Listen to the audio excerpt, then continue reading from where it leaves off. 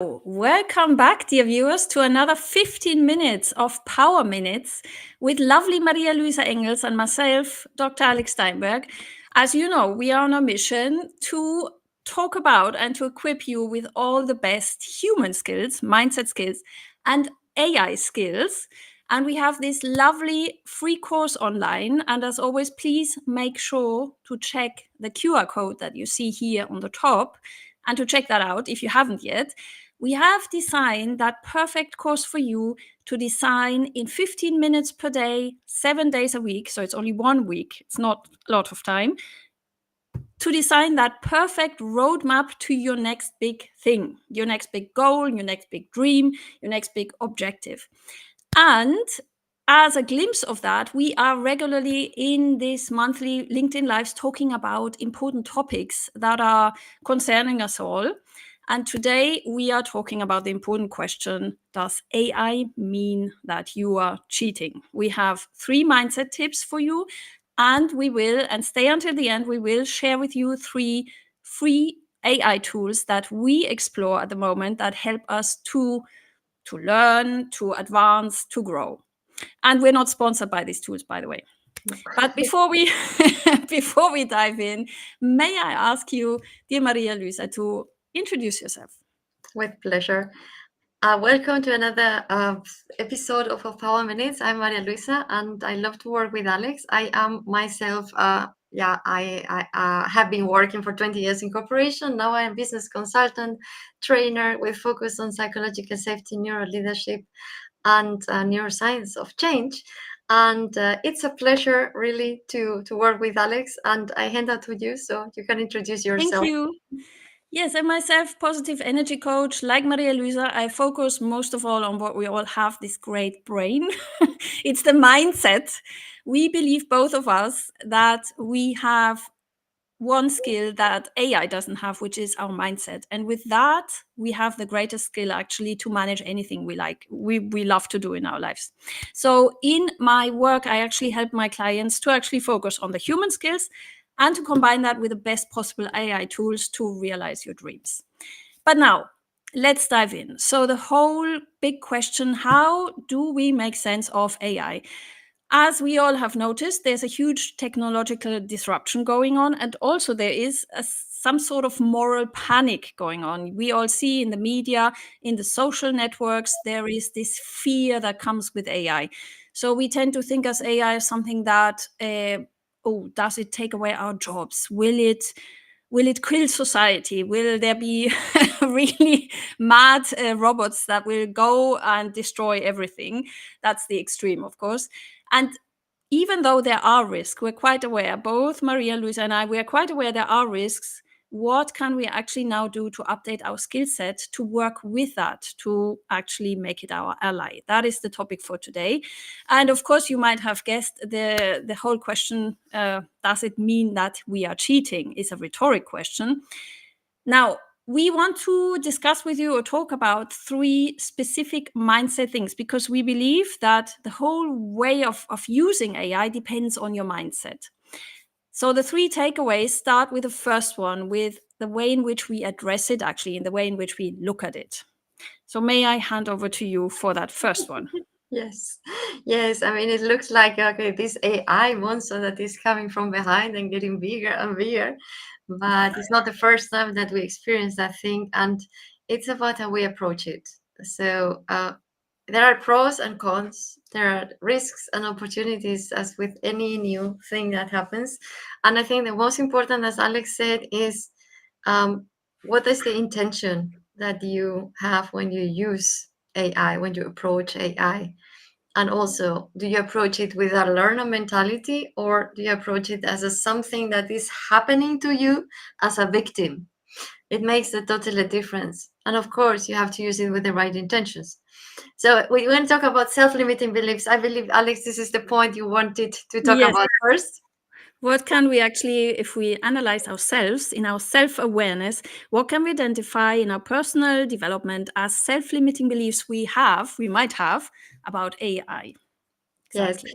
And I recall, there are so many examples in history because this is not, Yes. yeah, this is not the first revolution. I mean, we human species are is evolving since we're here on this planet, and of course, we didn't have the technology as we have today. But I mean, we started already in, as you mentioned before, we started the live recording with a wheel, yeah. Exactly. So, and to answer The that invention of the question, wheel. That was the first technology disruption. Yeah. were they thinking that using wheels was cheating when we Exactly. compare to humans running?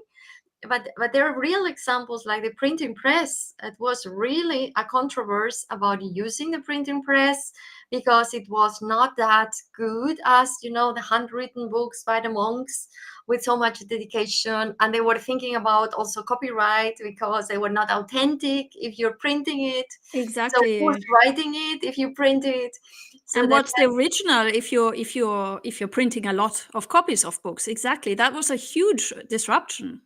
yes, yes, and then we had, of course, the photos, photography. For here, before Hmm. you only could have a painting. That was the Yes. only way to reproduce, and only rich people could afford those. And also sometimes they were cheating because they were putting the people even nicer than they looked like in reality. Exactly. So you That's had like a what's shop with going it. on now as well. Mhm. Yes. So it was a lot of acceptance, and when you started using photography as an art, because it was a way of reproducing reality, but as an Mhm. art, you have that was a disruption too. Exactly.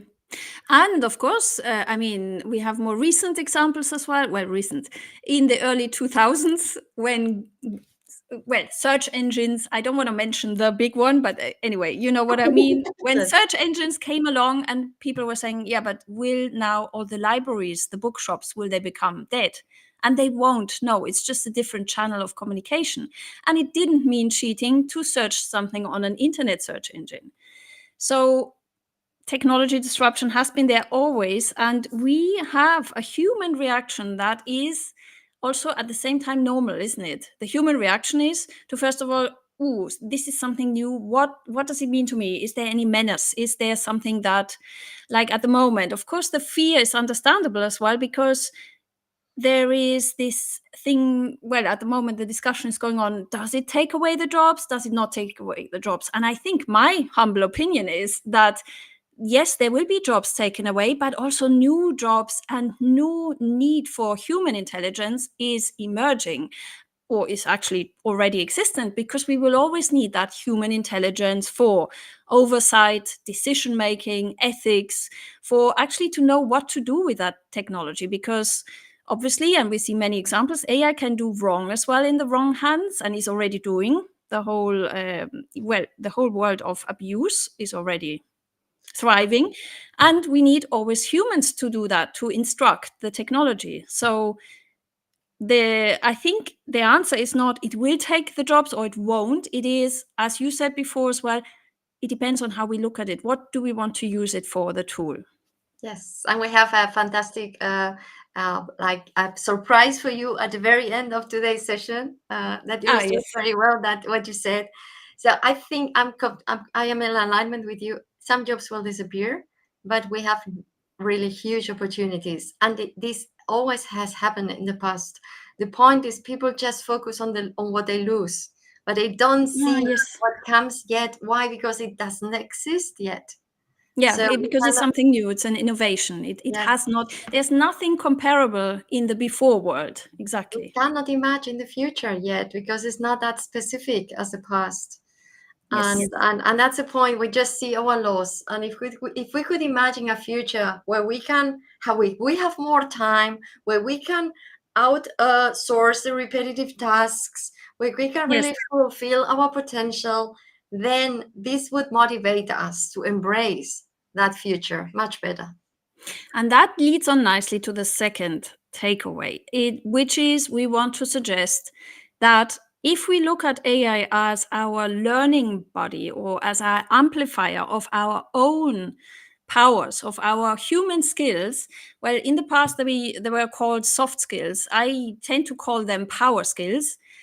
it's something that only humans have. And we can now assess, and this is the best time actually for myself. I experience that at the moment. It's the best time now to do like an inventory to assess, okay, which skills do I have that are more like repetitive skills that just are about getting tasks done, which can be outsourced to maybe AI because AI can do it faster than me. And which skills do only I have as a human being? Because, for example, I'm very empathetic. I can teach languages really well. Well, that can be outsourced, outsourced as well to, I will give an example in a short while, to AI. But which skills of that language teaching, for example, can only I do because, for example, I can do role plays in a way that AI wouldn't be able to simulate. Now, this inventory is actually something that is very personal because it challenges us in our very identity, I believe. This identity in terms of I am good at, this is my skill set, or this is my professional identity. And we need to kind of dissect that. And I think what is going on at the moment, or what is the challenge for all of us, is to say, okay, so how do I redefine myself with that AI assistant? I want to give you an example out of my personal life, and we promised you these tools. So the first tool, and we're really not being sponsored by any of these tools, this is out of our own learning journey. Everything we tell you is from our own learning. So there is, for example, this AI tool that I use with my clients in my career courses, in my language courses, which is TalkPal AI. And I use that to complement my own skills. So this is, for example, I recommend that to my clients to practice vocabulary in dialogues, in conversation. Because in my sessions, we do intensive role plays. We can't just practice the vocabulary. So the AI is my partner in getting my client quicker to the goal. And that is what I find so enriching, because I, as a coach and as a teacher, I don't like going through vocabulary for ages. It's very voila. So before that, I was actually assessing what do I like doing and what do I not like doing. And what I don't like doing, what AI can do better, I outsource. That is one example. Then the next example is actually something that I learned today. And you might have seen, I posted that earlier on LinkedIn.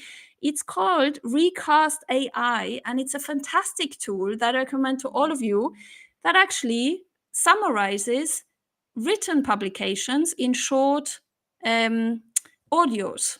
So if you're somebody who likes to listen, for example, when you're driving, when you're going on a train, and you don't want to watch the whole time because you're screen tired, it's a plug-in tool. You just plug it into your Google, into your Apple, and then it will actually summarize text. So what I have done is check that out on the recent post.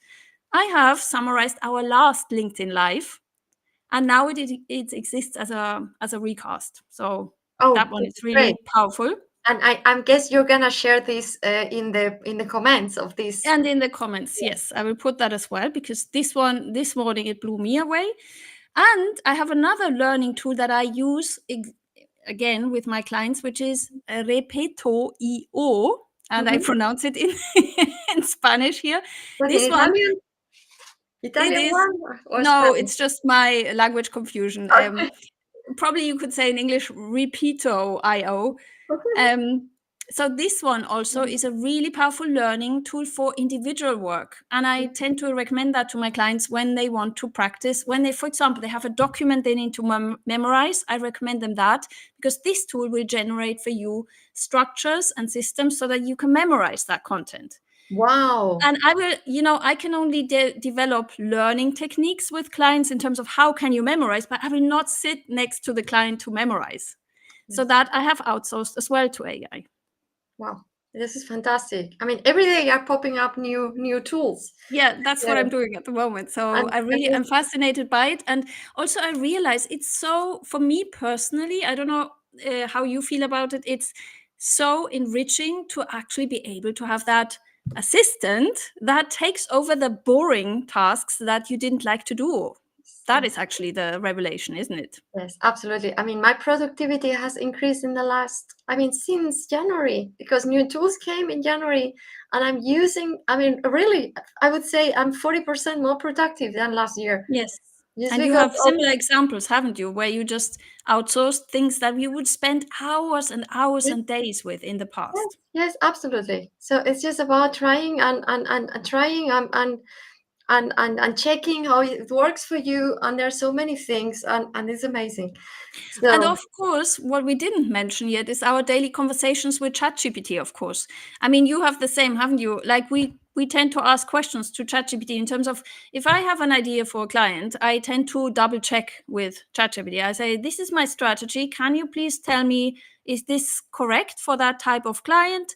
Is there anything else you recommend? Is there anything you would like to refine? And so on and so forth. It's also a nice yes, companion in terms of checking concepts. And this is a human limit. We don't have this holistic view that maybe AI has. this can be. Then some things we are not able to do it as fast as they did in my As recent fast, course. yes. Yes, yes. I mean, we are almost well over time already. So I would go to the third point, maybe. Ah, yes, the Yes. monster, exactly. We We are need going the to one. share with you these fantastic tools that Alex talked about. And we have just an image that says everything. So I just would like to share this very, very briefly with you. So we have Which was here, designed, if I may quickly advertise your lovely paintings, your lovely drawings, which was designed by Maria Luisa, who is a lovely, lovely, talented sketch noter. I mean, you do these sketch notes, they're just fantastic. so we have this image, and you see it illustrates without words. You have a choice how you see AI. You have the Exactly. choice to see it as a as a danger, and or you can embrace it and see it as a tool, and it's just up to you how you see it. Of course, we're gonna share the image too. I mean, you have it already in the presentation of this live today. I hope you enjoyed the session, and I think we're almost ready, Alex. Yes, and we will share all the lovely links for you. And please give us feedback, as always, what you would like to hear for the future sessions. Yes, and next time we will talk about uh, things like procrastination, how to focus on your passion, and when there is too much distraction. So we will Ah, find, yes, the deep yes, work topic will be in big the work. next month. Exactly. Exactly. So So thank you for tuning in and see you next time. bye bye.